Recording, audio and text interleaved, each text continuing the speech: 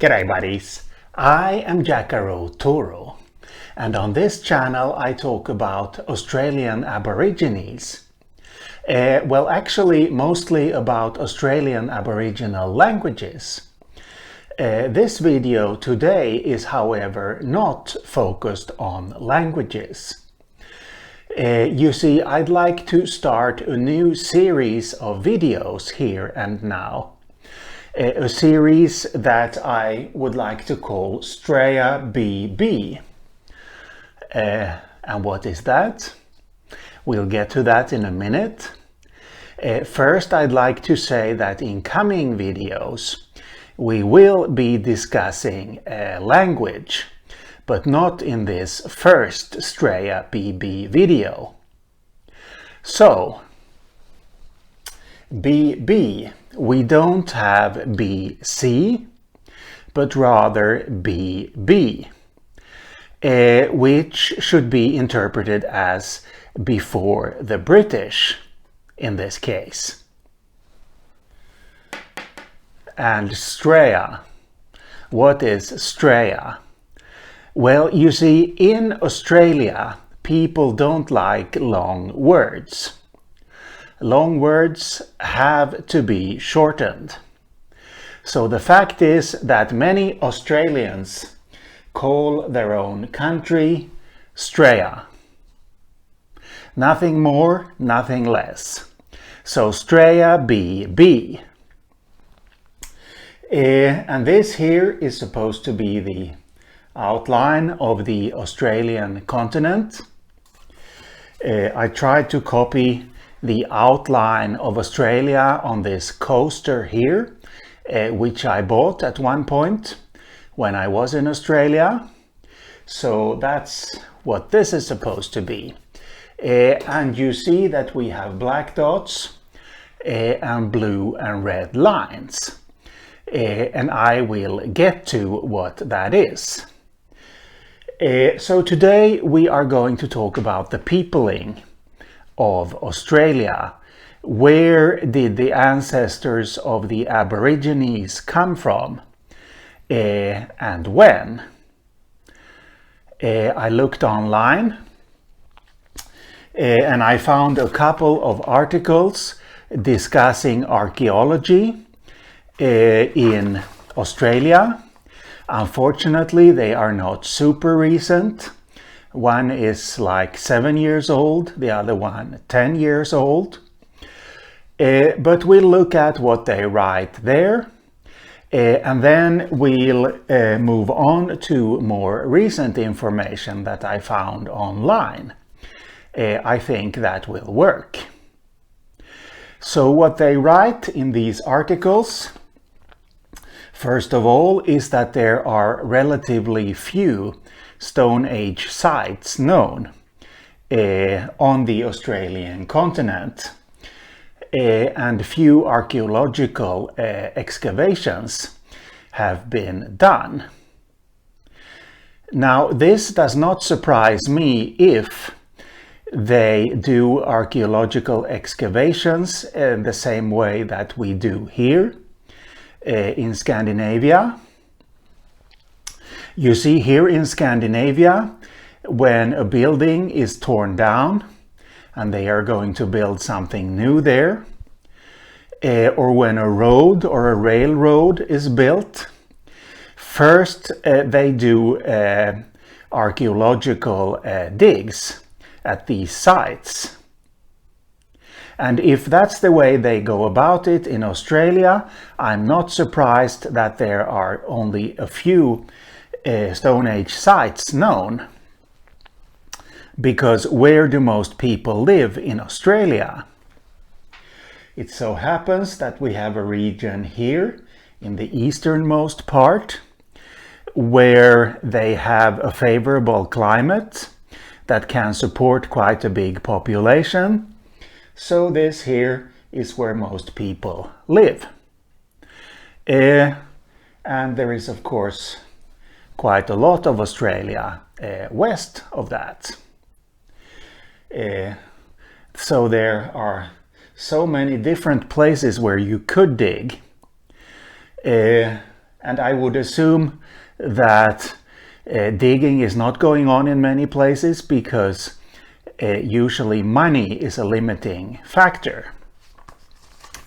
Anyway, speaking of Stone Age sites and remains of people and their activities, I have put up a number of black dots here, and they are such sites, known Stone Age sites. If we begin up here in Arnhem Land, we have the northern site, Malakunanja, and the slightly more southern site, Nawalabila. Here, in these places, lumps of hematite with ground facets have been found.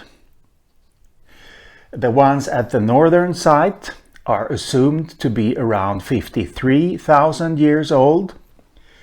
The ones at the slightly more southern site between 53 and 59 years old. Did I say 53 years? 53,000, of course. Yes. Moving on slightly to the west, we have Carpenter's Gap here. And at Carpenter's Gap, painted rock fragments have been found. They are not 42 years old, but 42,000 years old. This region here is called the Kimberleys, by the way. And here, to the south of Carpenter's Gap, we have Riwi. And at Riwi, there is evidence of that tusk slash tooth shells have been moved over longer distances. These are also called Scaphopod shells. Longer distances in this context meaning 500 kilometers. That's a long distance if you're walking, which people did, of course. And this activity took place around 30,000 years ago. The oldest burial site known in Australia is at Lake Mungo, down here, where there is evidence of a cremation, and there is also another known burial there, and people sprinkled ochre over this other dead body. Both of these took place around 40,000 years ago. And speaking of ochre, we have Pudijara here in central Australia, Pudijara, where ochre was quarried and moved over long distances around 32,000 years ago. Yes, and these two sites in northeast Queensland are also mentioned in these two articles, Laura and Chillagoe, where pigments have been found in oxalate crusts. Now I realize I have no idea what oxalate crusts are. Anyway, evidently this is evidence of human activity, since these sites are mentioned here in these articles. Yes, moving on. In 2017 there was an article in Nature that I read online. They evaluated artifacts in Kakadu. Kakadu National Park is up here in northern Arnhem Land. In fact, just north of this upper dot here. If you ever get the chance, I recommend you go. It's spectacular. Just don't make camp by one of the rivers at night.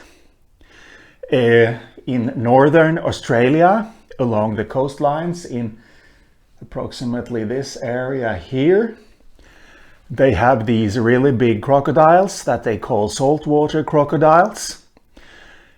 People get eaten fairly regularly, mostly tourists. So don't make camp by a river or close to water. Anyway, artifacts from Kakadu. And it was concluded that human occupation began around 65,000 years ago up there. However, last year, I'm recording this in 2022, last year there was a big study made by a research center, and the name of this research center is quite a mouthful. The Australian Research Council Centre of Excellence for Australian Biodiversity and Heritage. Yes, they were trying to establish once and for all, when did people come to Australia, from where, and what routes did they take in Australia when moving into the continent. And this is where we come to the red lines. So they looked at archaeological finds, they looked at DNA studies, they looked at Aboriginal languages, and also at traditional Aboriginal stories. For quite a long time, it has been thought that old stories, they have been changed so much over time, so they cannot be considered to contain any interesting information. But in the last few years here, many researchers have started to realize that actually different historical facts can be preserved in such stories over very long periods of time. So they looked at all of this and they concluded that Australia got its first human inhabitants around 60,000 years ago, and that it took 6,000 years to settle the continent. And these red lines here are what they called migration superhighways. So these were the routes that people took. 60,000 years ago there was an ice age. During ice ages, Australia and Papua to the north have been one and the same continent. And then between ice ages there is a strait between them, the Torres Strait. So 60,000 years ago, people started to move down from the northern parts of this continent. They came to somewhere in northernmost Australia, and the group split in two. One taking this route along the east coast, the other one moving west. Now, it is not surprising that when people arrived in Australia, they preferred to move along this route and this route out through the Kimberleys. Why? Well, these parts are the parts of the continent where the climate is the best, so that the land here can support population, the biggest population. This area marked in blue here, this approximate area, is quite a big part of the western half of the continent, as you can see. This is known to have been a desert or semi-desert for a very long time. All this approximate area except for the southwesternmost corner. So thus, no surprise that people moved down here, where living was easy, and that they moved out west, where living was also much easier than here in the middle. Yes, but eventually the desert, semi-desert, also got its population. People who have been in one of the towns along the Western Australian coast here, they will know that the weather is never really nice. From my Scandinavian perspective, I don't think it's ever really nice anyway. So either you have the wind blowing from the ocean, and when that happens, the humidity is quite high. The temperature is much lower than when the wind is blowing from the desert, but the humidity is quite high. And if the wind is not blowing from the ocean, it's blowing from the desert. And then it's super hot and 0% humidity. And they have a cyclone season each year. I got stuck in a cyclone in the town of Broome once. Broome, which is a bit further up, where the humidity is always high. Quite scary. But now I'm getting sidetracked. So let's get back to what we are talking about here, the subject. So this was around 60,000 years ago then, and this is how people spread. And the descendants of the group that had split into two sooner or later met again, as you can see here, somewhere in the desert area. So now we might ask, was there only one wave of immigration to the continent prior to the arrival of the British? Well, archaeologists have, prior to this DNA analysis era that we are in now, have been of the opinion that there were two waves. They have studied bones from old Aboriginal graves, and what they found is that in the southeast there are many graves, both very old and more recent, where the skeletons have very thin bones. But in Australia can also be found graves where the skeletons are much more robust. And these graves are all less than 20,000 years old. So archaeologists have assumed that there have been two waves.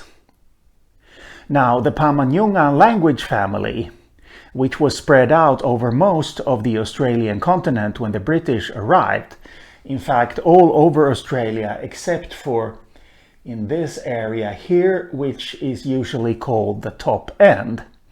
The Palmagna language family cannot have been spoken, or the languages of the family cannot have been spoken in Australia more than 4,000 or 5,000 years. This is something that we linguists agree on. We agree with each other. Now this is interesting because 4,000 or 5,000 years ago, that is when the dingo came to Australia, was introduced.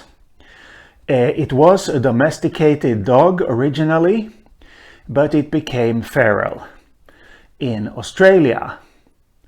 So, was there a wave of immigration that came with the dingo and with the Palmagna languages? That will be the topic in the next video, as it so happens. This will be all for today, so see you later.